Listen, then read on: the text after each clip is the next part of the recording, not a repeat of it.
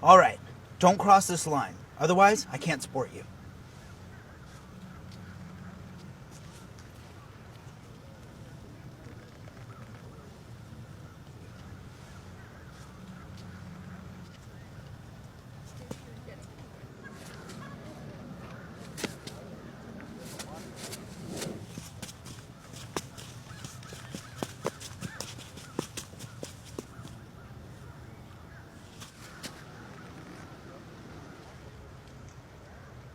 Okay, I can't stay mad at you, but this one for sure.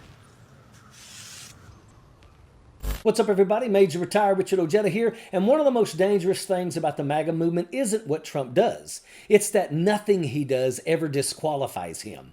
He can contradict himself, he can cross a line, he can cross it again, and somehow, every single time, it's still okay with these sad sacks.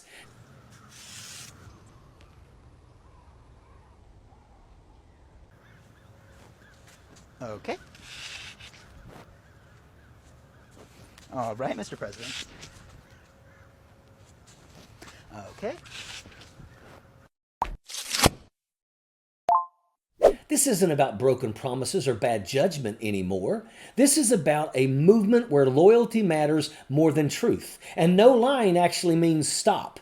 And this is the core problem. One of the scariest things when I look at how I guess like the Trump movement operates is it truly feels like Trump can put anything he wants in front of the Trumpists, and there's always going to be a way that it's okay, even if it literally contradicts what came 5 minutes before. This is why Trump can run the same scam over and over, because MAGA isn't just being lied to, they're volunteering for it. This is a willing participant grift. He locks him into a narcissistic abuse loop where he lies, they rationalize, and then thank him for the privilege. He's picking their pockets in broad daylight, and they're standing there saying, "I voted for this." And the reason it works is emotional, not intellectual. Admitting Trump was wrong would mean admitting they were wrong. And that's a line they absolutely will not cross.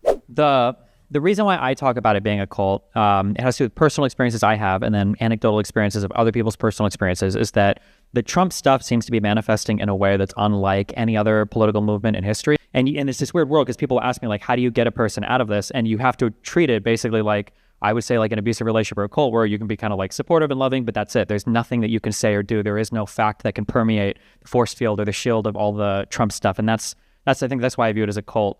And it's how I think people have to kind of approach people that get sucked into it. But so they skip facts and go straight to justification. Because in MAGA world, all roads lead to Rome.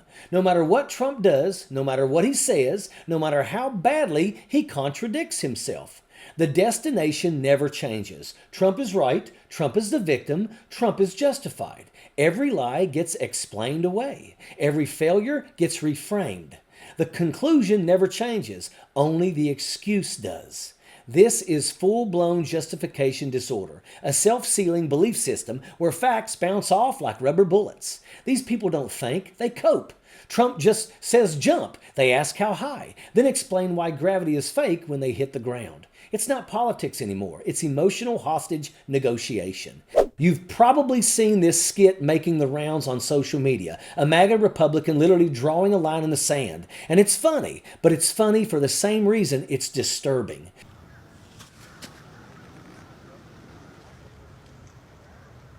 Okay, I can't stay mad at you, but this one for sure.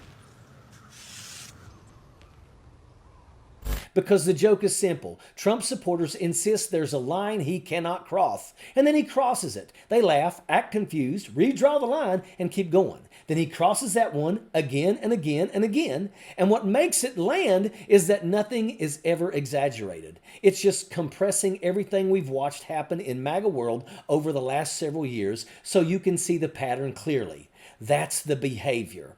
And this is where Destiny comes in. Destiny, real name Stephen Bunnell, is a political commentator known for debating Trump supporters and right-wing influencers in long form, unscripted conversations. Not cable news shoutfests, not gotcha clips. These are hours-long discussions where people are given as much time as they want to explain what they believe. A lot of it happens on platforms like Pangburn Philosophy, spaces that exist for one reason, to let people talk until the logic either holds up or collapses. And when Destiny debates MAGA supporters in those settings, the same flaw shows up every single time. In MAGA world, justification comes first. Facts come later, if they come at all. It's shoot first, explain later. Trump can contradict himself. He can reverse positions. He can do something illegal, unethical, or openly cruel. And instead of that disqualifying him, the explanation immediately shifts. The story changes, the excuse evolves, the goalposts move, but the conclusion never does. Trump is always right. Trump is always the victim. That's the pattern Destiny keeps exposing. And that's why this skit works so well. It's not embellishing MAGA behavior, it's distilling it. Trump crosses a line, supporters panic for half a second, then keep going, worshiping him the whole way. Different formats, same logic. In MAGA thinking, the destination is fixed, and reality's job is just to fill in the blanks and catch up. When confronted with real harm or dangerous policy, MAGA supporters don't deny it. They downgrade it, deflect it, or avoid learning about it altogether. And that distinction matters, because denial would at least require engaging with reality. What we're watching instead is something more insidious. Harm gets put on a sliding scale, re-ranked, reframed, filed away as not that bad. The question isn't, did this happen? It's how small can we make it so it doesn't force accountability? You see it play out the same way every time. A policy causes real damage, and instead of asking whether it was wrong, the response becomes comparative. Compared to what? Compared to something worse? Compared to a hypothetical? Compared to an emotional reaction from the other side?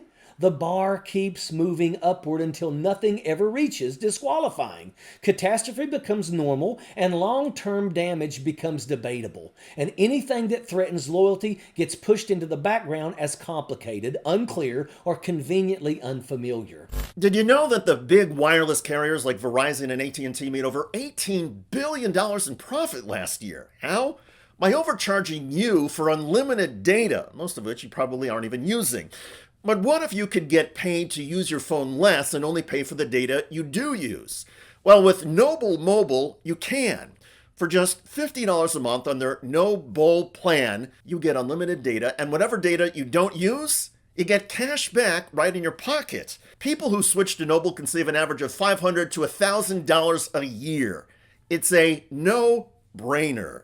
And by switching to Noble, you're directly supporting TYT and our mission of bringing you honest, independent news.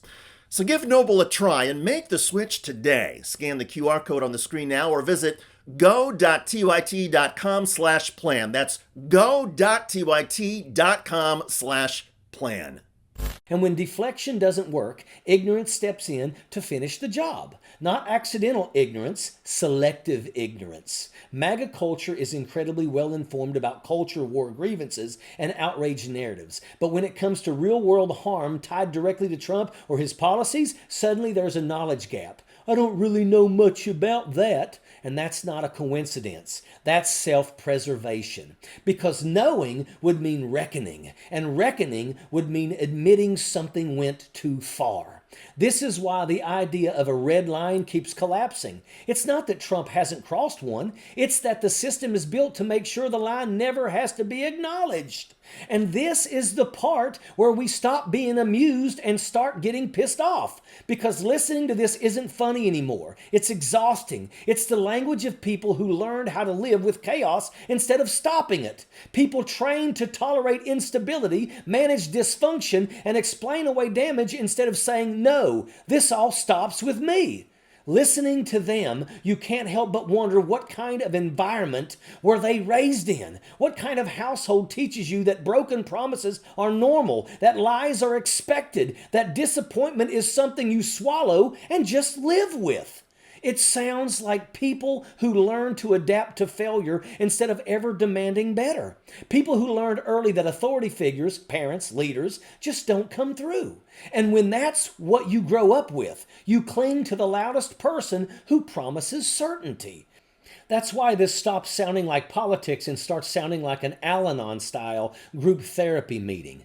The language is identical. Rationalization, excuse-making, constant lowering of standards. I don't like it, but he shouldn't have said that. But this isn't ideal. But always coping, always adapting, never standing up, never drawing the line and actually meaning it. And meanwhile, because you morons voted for this, the rest of us are now going to have to pay for it. Another war creeping closer, healthcare slipping away, savings evaporating, costs exploding, stability disappearing here and around the world, all while these people explain why this time it's different and why this time we should just trust him again.